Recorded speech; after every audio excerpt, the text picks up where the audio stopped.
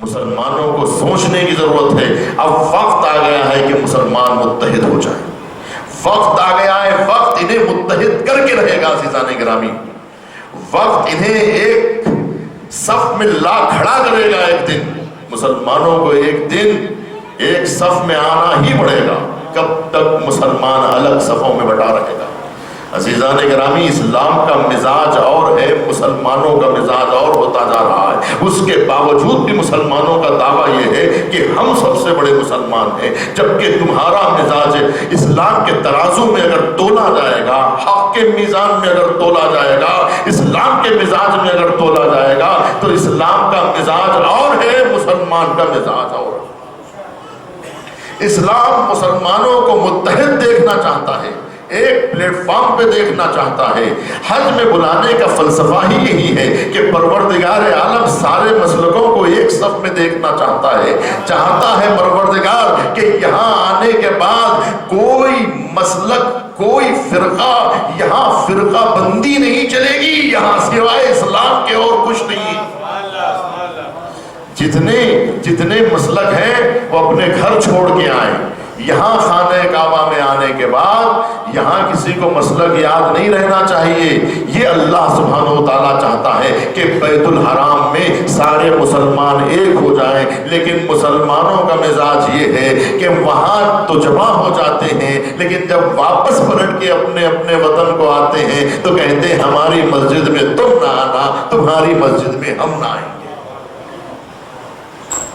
اپنی اپنی مسجدیں, 1.5 اینٹ کی مسجد ہر مسلمان نے, ہر مسلک نے الگ الگ کھڑا کر لی اور اس کا نام مسجد دے دیا.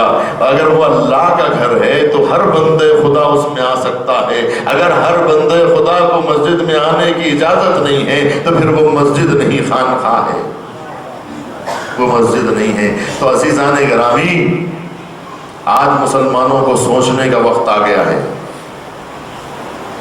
آج مسلمانوں کو متحد ہونے کا وقت آ گیا ہے. آج مسلمانوں کو ایک ہونے کا وقت آ گیا ہے.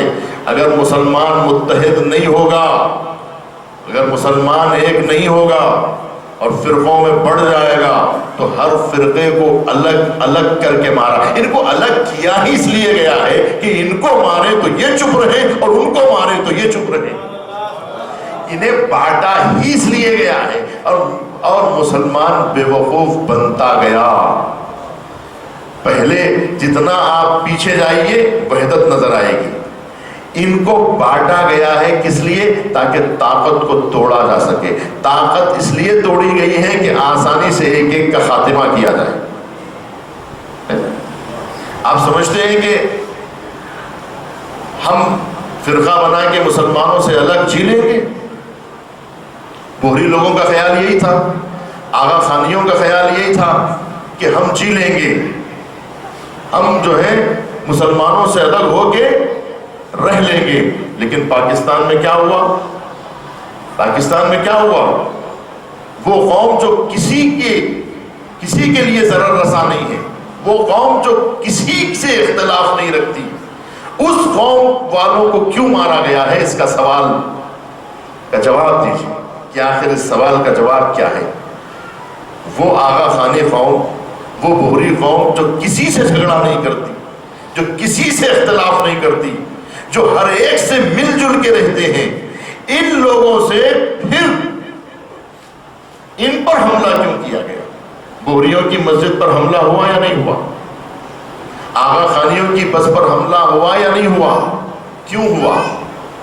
اس لیے کہ آپ کو کسی سے غرض نہیں ہے, لیکن لوگوں کو آپ سے ضرور غرض ہے. دشمن کو آپ سے غرض ہے, آپ کو دشمن سے غرض نہیں ہے. آپ اپنی جگہ سے آرام سے, آپ اپنی جگہ سکون سے ہیں. آپ لوگوں کو کوئی ٹینشن ہے یہاں پہ؟ کوئی نہیں. آپ مزے سے ہیں, سکون سے ہیں. لیکن دشمن سکون سے نہیں ہے. آپ اپنی جگہ سکون سے ہیں, آپ دشمن کو بھی نہیں چھیڑتے. آپ دشمن کو نہیں چھیڑتے نا, تو اس کا مطلب یہ نہیں ہے کہ دشمن بھی آپ کو نہیں چھیڑے گا.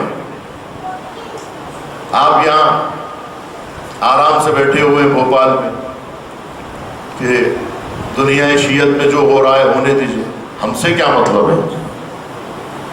آپ سے مطلب نہیں ہے، آپ کو کسی سے مطلب نہیں ہے، لیکن لوگوں کو ضرور آپ سے مطلب ہے۔ وہ آپ کے سکون میں ضرور خلل ڈالیں گے، وہ آپ کو سکون سے رہنے نہیں دیں گے۔ سازشیں دبے پاؤں چلتی ہیں، مگر ایک بات، جب حق کا میزان اگر آپ کے پاس رہے گا تو آپ کبھی بھی غلطی نہیں کریں گے، کبھی آپ دھوکہ نہیں کھائیں گے۔ اگر آپ کے پاس حق کا میزان رہے گا، اگر آپ دامن حق سے وابستہ رہیں گے، اور آپ کے پاس کسی نہ کسی چیز کا میزان اگر رہے گا، تولنے کا کوئی نہ کوئی میزان آپ کے پاس ہونا ضروری ہے۔ اگر وہ میزان اگر آپ کے ہاتھ سے چھوٹ گیا تو پھر کوئی بھی قوم آپ کو گمراہ کر سکتی ہے۔ آپ کو ایک مرکز پر آنا ہوگا، آپ کو حق سے رشتہ جوڑنا ہوگا۔ اگر آپ نے حق سے رشتہ نہیں جوڑا تو باطل کے طوفان آپ کو اڑا لے جائیں گے، آپ کو بہا لے جائیں گے۔ اگر آپ ٹکڑیوں میں بڑھ گئے تو آپ کو بہا لے جائیں گے۔ عزیزان گرامی، اسی لیے آج مسلمانوں کی قیادت، میں مسلمانوں کی قیادت کا لفظ استعمال کرتا ہوں، شیعہ قیادت کا لفظ استعمال نہیں کرتا، کہ یہ جو آیت اللہ العظمی امام خامنائی کی جو شخصیت ہے، یہ صرف شیعوں کا قائد نہیں ہے، بلکہ یہ تمام مسلمانوں کا قائد ہے۔ اگر یہ صرف شیعوں کا قائد ہوتا تو لبنان کے حزب اللہ کی تو تائید کرتا، لیکن فلسطین کے مظلوموں کی تائید نہ کرتا۔ آپ بتائیے، فلسطین کے مظلوموں کی خاطر اپنی جان جوخم میں ڈالا ہوا ہے، پوری دنیا سے جھگڑا مول لیا ہے۔ اسرائیل کہہ رہا ہے کہ تم فلسطین کی تائید چھوڑ دو، دنیا کی ہر دولت کو تمہارے قدموں میں نثار کر دیں گے، تمہارا ہمارا جھگڑا ہی ختم ہو جائے گا، تم کو ان سے کیا مطلب ہے، تمہارا فرقہ الگ ہے، ان کا فرقہ الگ ہے۔ لیکن قیادت ایران نے کہا کہ ہم شیعوں کے لیے نہیں آئے ہیں، ہم ایران کے قائد نہیں ہیں، ہم مسلمانوں